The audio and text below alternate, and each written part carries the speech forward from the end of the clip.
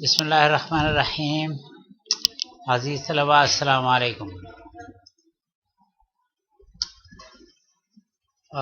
ये मेरी तीसरी वीडियो है inference about the difference between two population mean.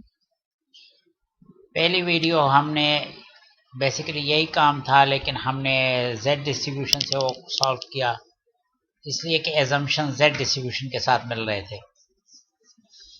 और जेड डिस्ट्रीब्यूशन के लिए बेसिक एजम्पशन ये था कि samples are independent and population standard deviation are no.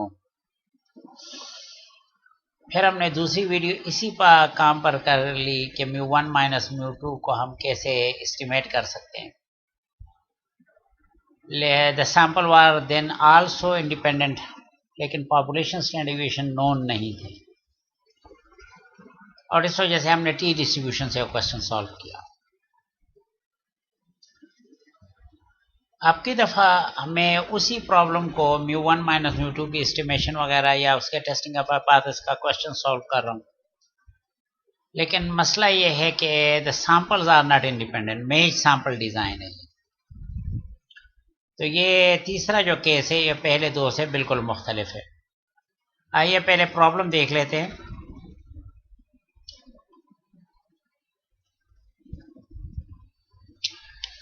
A market research firm used a sample of individual to rate the purchase potential of a particular product before and after. Before and after the individual saw a new television commercial about the product. The purchase potential rating was based on 0 to 10 scale, with higher value indicating higher purchase potential.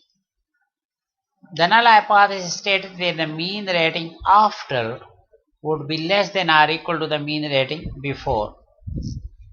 मतलब भाई commercial कोई बड़ा ही ख़राब है, after का जो score है वो बिफोर से ख़राब होगा या बिफोर ही जितना होगा, कोई कमर्शियल है कोई फ़र्क नहीं पड़ेगा। नल हाइपोथेसिस ये है, और rejection of this hypothesis will show that commercial improve the mean purchase potential rating, और ये हमारा अल्टरनेट हाइपोथेसिस होगा। Use alpha 0.05 the following data to test the hypothesis and comment on the value of the commercial. ये 12 individuals हैं और उनका 1 में show करूंगा बिफोर परचेज रेटिंग और 2 में शो करूंगा आफ्टर परचेज रेटिंग। चले जी,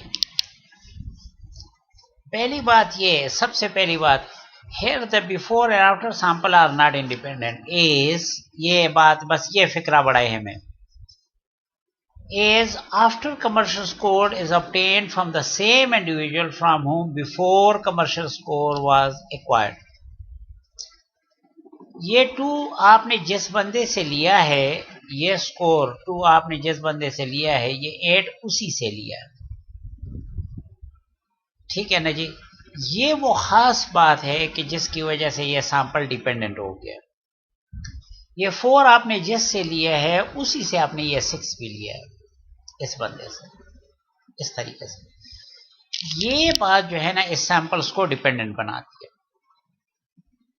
और जब सैंपल डिपेंडेंट हो जाए तो आपने जो पिछले 2 वीडियोस में मैंने आपको तरीकाकार बताया था वो अप्लाई नहीं होगा।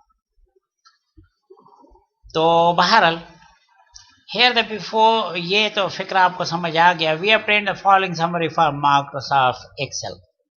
ये समरी कैसे आ गई है ये पहले एक्सेल में देख लें। ये वो सीरियल नंबर है, इंडिविजुअल नंबर कह लें, बिफोर रेटिंग आफ्टर रेटिंग, तो ये तो वही रूटीन की रेटिंग है, डेटा वहां से कॉपी हो गया। ये डिफरेंस मैंने कैसे मालूम किया? बेसिकली मैंने आफ्टर से बिफोर माइनस किए, 8 से 2 माइनस करे 6, 6 से 4 माइनस करे 2, 7 से 7 माइनस करे 0, और मेरे पास ये डेटा आ गया, ठीक है जी। फिर याद रखें कि आगे हम अब सिर्फ इस कॉलम को स्टडी करेंगे, बाकी सबको इग्नोर करेंगे, सिर्फ इस कॉलम को स्टडी करेंगे। ये अब मेरा डेटा होगा जिनको मैं सेलेक्ट कर रहा हूं। इनफैक्ट इस पूरे डेटा का मैंने नाम रख दिया है इधर डेटा, डेटा नाम ही रख दिया। और यहाँ मैंने इसको काउंट किया है, यहाँ मैंने इसका एवरेज मालूम किया है यानी अरिथमेटिक मीन, और यहाँ मैंने इसका स्टैंडर्ड डेविएशन मालूम किया है, ठीक है। लेकिन ये बात याद रखें कि इसका नाम है डेटा।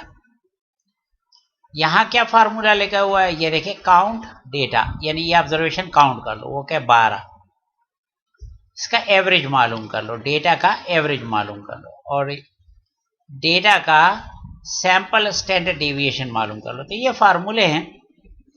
बाकी चूंकि ये काम आप इससे पहले कर चुके हैं मिड टर्म से, इस सेमेस्टर से पहले, कि भाई अगर ये डेटा गिवन हो तो इसका मीन और स्टैंडर्ड डेविएशन कैसे मालूम कर दें। आप बिल्कुल मीन कैसे मालूम करते हैं, सबको सम कर दो और जो तादाद है उस पर डिवाइड कर दो, ये मीन हो जाएगा। और इसी तरह स्टैंडर्ड डेविएशन का भी आप लोगों को तरीका मालूम है, तो ये वही है। बहरहाल इससे ये समरी मैंने एक्सेल से जरा जल्दी जनरेट करवा दी, और ये समरी मैंने इधर कॉपी कर ली। सैंपल साइज है और डी बार है और स्टैंडर्ड डेविएशन। चले जी आगे जाते हैं। इसके बाद ये चंद एक स्टेप में मैंने हाइपोथेसिस चेक कर दिया। नल हाइपोथेसिस ये है कि ये जो डी का डेटा है, डी का जो डेटा है इसका मीन 0 है, 0 है या उससे भी कम है। और ये याद रखें कि मैंने μ2 से μ1 को माइनस किया, वो आफ्टर वाले से बिफोर को माइनस किया। और इसका 0 आने का क्या मतलब है कि μ2 μ1 के बराबर है, और 0 से कम आने का क्या मतलब है कि μ2 छोटा है μ1 से, मतलब है वर्स है। ये आफ्टर वाला ज्यादा वर्स परफॉर्मेंस शो कर रहा है, ये कमर्शियल जो है सेल और भी खराब कर रहा है। तो बहरहाल ये हमारे पास है नल हाइपोथेसिस। अल्टरनेट ये है कि नहीं, μ2 - 1 μ1 इज ग्रेटर देन 0, मतलब है ये वाला स्कोर इससे ज्यादा है। जाहिर है μ2 μ1 से ज्यादा होगा तो पॉजिटिव आंसर आएगा। तो बहरहाल अल्टरनेट हाइपोथेसिस हमारा ये है। लेकिन याद रखिए कि मैंने अलग अलग इनको कैलकुलेट नहीं किया, मैंने पहले डिफरेंस मालूम किया। आप एक्सेल में देखिए, पहले हमने ये डिफरेंस मालूम किया और डिफरेंस का एक ही मीन मालूम किया, μ1 अलग μ2 अलग मैंने मालूम नहीं किया। तो ये एक तरह से वन सैंपल टेस्ट में चला गया है। लेवल ऑफ सिग्निफिकेंस जिस तरह क्वेश्चन में गिवन है 5%, T statistic equal to D bar -0, क्योंकि यहां पर 0 है, -0 इसी वजह से नहीं लिखा, divide by S D over N under root. S D ये स्टैंडर्ड डेविएशन ये वाला, which under H naught has students T distribution. ये एच नॉट ये 0 को जरा इस तरह कर लेते हैं,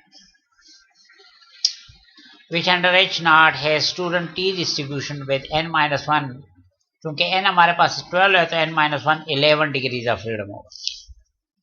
बाकी टी की कैलकुलेशन कैसे करेंगे, इसमें इसी फार्मूले में डी बार की वैल्यू, स्टैंडर्ड डेविएशन n की वैल्यू पुट करके और इसको सॉल्व कर दें। पी वैल्यू कैसे कैलकुलेट करेंगे, पी वैल्यू क्योंकि यहाँ ग्रेटर देन है तो P value, P probability they T is greater than 2.500, और चूंकि एक्सेल में ये सारा काम मैं कर रहा हूँ और एक्सेल ये वैल्यू आपको लेस देन फॉर्म में ही देता है, लिहाजा 1 minus probability T is less than. Excel से मेरे पास ये वैल्यू आ गई है और 1 से माइनस करने के बाद ये मेरे पास पी वैल्यू हो गई है। बाकी एक्सेल से ये वैल्यू कैसे आई है ये मैं थोड़ा सा बता रहा हूँ कि 2.5 से टी लेस हो जाए तो इसका क्या चांस है। इक्वल टू टी और टी डिस्ट्रीब्यूशन, ठीक है, टी डिस्ट्रीब्यूशन और एक्स की वैल्यू अब बतानी है। एक्स की वैल्यू कितनी है 2.500, 2.500। डिग्री ऑफ फ्रीडम बताना है, डिग्री ऑफ फ्रीडम 11 कामा, और ये कि ये कम्युलेटिव डिस्ट्रीब्यूशन है, बिल्कुल कम्युलेटिव हमें चाहिए लोअर साइड पे। तो ये 0.9852 जो भी कुछ आ गया, और इसको 1 से माइनस भी इधर ही कर लेते हैं, 1 माइनस दिस नंबर 0.0147 तकरीबन या 148। तो 1 से माइनस करने के बाद ये आंसर आ रहा है। इसको ज़रा याद रखें और इधर देखें, ये वो 0.9852 और उसको 1 से माइनस करने के बाद 0.0148 राउंड करके, तो ये हमारे पास पी वैल्यू आ गई। अब हमारी क्या फाइंडिंग है? फाइंडिंग ये है कि P value equal to 0.0148 which is clearly less than 0.05 which is level of significance alpha. तो p value is less than alpha, और जब p वैल्यू अल्फा से छोटा हो जाए, सिंस p वैल्यू इज लो मतलब है less than level of significance या alpha, so we reject null hypothesis. तो जी ये हाइपोथेसिस रिजेक्ट हो गया एंड कंक्लूड दैट। और अब आप क्या कंक्लूड कर रहे हैं, क्योंकि हम ये एक्सेप्ट कर रहे हैं, तो ये एक्सेप्ट करने का क्या मतलब है कि after purchase rating is significantly higher than before purchase rating.